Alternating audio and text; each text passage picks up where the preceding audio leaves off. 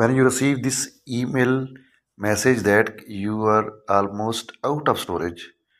So what we can do, open the website takeout.google.com, and then on the first screen here we can see that deselect all.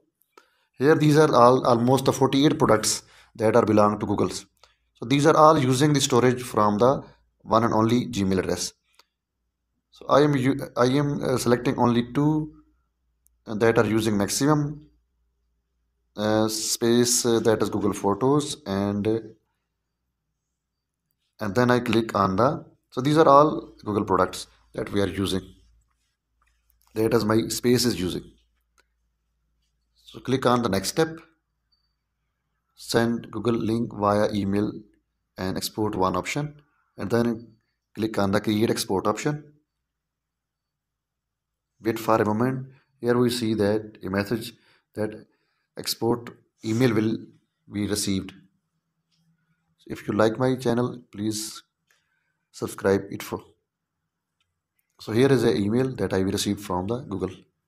I can download it from.